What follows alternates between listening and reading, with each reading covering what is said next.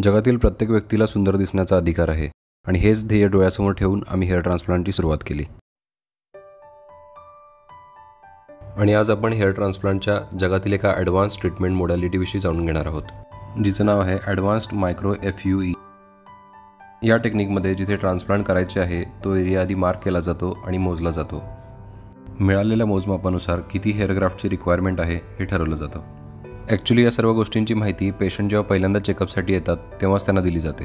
Hair ट्रान्सप्लांटमध्ये कानाच्या पाठीमागचे केस काढून जिथे गरज आहे तिथे रोपण केले जातात। यासाठी सेफ डोनर एरिया निवडला जातो।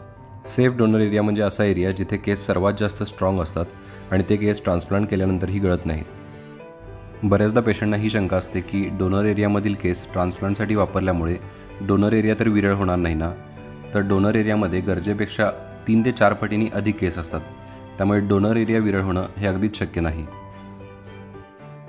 नंतर तो एरिया ट्रिम केला जातो आणि फक्त त्या एरियापुरती भूल दिली जाते। भूल देतानाही अगदी फाईन निडलचा उपयोग केला जातो, ज्यामुळे पेशंटला अजिबात दुखत नाही। भूल देताना आमचं ध्येय हे असतं की पेशंटला समजलं देखील नाही पाहिजे की आपण भूल देत आहोत आणि पेशंट त्यावेळी आमच्याशी गप्पा मारत असतात, म्युझिक एन्जॉय करत असतात। यामुळे पेशंटचा हा प्रवास पूर्णपणे आनंददायी होऊन जातो। भूल दिल्यानंतर अत्याधुनिक उपकरणांच्या साहाय्याने डोनर एरियामधील केस काढून घेतले जातात। भूल दिल्यामुळे या सर्व गोष्टी पूर्णपणे पेनलेस म्हणजेच वेदनाविरहित असतात। काढून घेतलेले हेअर ग्राफ्ट एका स्टँडर्ड प्रोटोकॉलप्रमाणे स्टँडर्ड टेम्परेचर, स्टँडर्ड सोल्युशन आणि पूर्णपणे निर्जंतुक वातावरणामध्ये जतन करून ठेवले जातात। आणि त्याच वेळेला हे हेअर ग्राफ्ट एका विशिष्ट पद्धतीने मोजले जातात। त्यानंतर ज्या एरियामध्ये ट्रान्सप्लांट करायचे आहे त्या एरियामध्ये मगाशी सांगितल्याप्रमाणे भूल दिली जाते। ही भूल फक्त आणि फक्त त्वचेला दिली जात असल्यामुळे त्याचा मेंदूला किंवा डोक्याच्या इतर अवयवांना कोणताही धोका उद्भवत नाही। त्यामुळे हेअर ट्रान्सप्लांट ही ट्रीटमेंट तज्ञ डॉक्टरांकडून करून घेतल्यास 100% सुरक्षित आहे। सुरक्षिततेच्या बाबतीत अजून काही महत्त्वाचे मुद्दे आहेत, ज्यासाठी आम्ही सेपरेट व्हिडिओ बनवलेला आहे, त्याची लिंक तुम्हाला डिस्क्रिप्शनमध्ये मिळून जाईल। भूल दिल्यानंतर त्या एरियामध्ये जतन केलेले केस ट्रान्सप्लांट करण्यासाठी स्लिट्स म्हणजे जागा तयार केल्या जातात। या स्लिट्स बनवण्यासाठी मायक्रो ब्लेड्सचा उपयोग केला जातो। हे ब्लेड्स एवढे सूक्ष्म असतात की त्यांनी बनवलेल्या स्लिट्स बघण्यासाठी आणि त्यामध्ये रोपण करण्यासाठी सर्जिकल लूप्स म्हणजेच दुर्बिणीचा वापर केला जातो। या गोष्टीचा फायदा असा होतो की केसांचं रोपण करताना आपण 2 केसांमधील अंतर कमीत कमी ठेवू शकतो, जेणेकरून जेव्हा केस उगवून येतात तेव्हा केसांमध्ये आपल्याला जास्तीत जास्त दाटपणा दिसून येतो। मायक्रो ब्लेड्सचा वापर केल्यामुळे या टेक्निकला मायक्रो FUE असं म्हटलं जातं, जी नॉर्मल FUE पेक्षा खूप ॲडव्हान्स टेक्निक आहे। मायक्रो FUE भारतामधील काही मोजक्याच क्लिनिकमध्ये केली जाते आणि आम्ही त्यापैकी एक आहोत। या स्लिट्समध्ये एका विशिष्ट पद्धतीने केसांचं रोपण केलं जातं, म्हणजेच हेअर ट्रान्सप्लांट केलं जातं।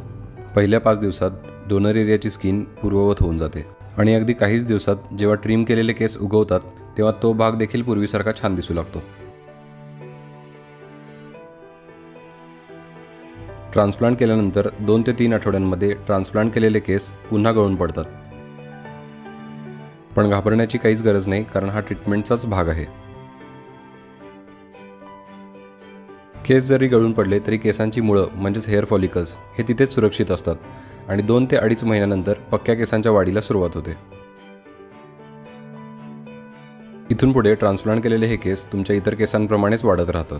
9 ते 10 महिन्यांपर्यंत केसांची 100% वाढ पूर्ण होते। तुम्ही हवा तसा भांग पाडू शकता, तुम्ही कधीही हेअरकट करू शकता, त्याचा ट्रान्सप्लांटवर कोणताही दुष्परिणाम होत नाही।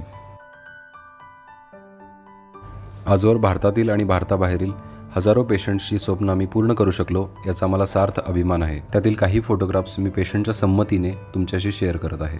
यामध्ये सर्वात महत्त्वाची गोष्ट अशी आहे की आजपर्यंत आमच्या पेशंट्सनी जो आमच्यावर विश्वास ठेवला त्याबद्दल आम्ही संपूर्ण फेस आर्ट क्लिनिक सदैव त्यांचे ऋणी आहोत। हेअर ट्रान्सप्लांटबद्दलच्या तुमच्या प्रत्येक प्रश्नाला योग्य उत्तर मिळावं म्हणून आम्ही सेपरेट व्हिडिओज बनवले आहेत, त्याच्या लिंक्स तुम्हाला डिस्क्रिप्शनमध्ये मिळून जातील। अशाच दातांच्या आणि केसांच्या सर्व उपचारांसाठी तुम्ही सायबर चौक कोल्हापूर इथे आम्हाला भेट देऊ शकता। माझं नाव आहे डॉक्टर अमित तानाजीराव सूर्यवंशी। खुश रहा, आनंदी रहा। Thank you and God bless you.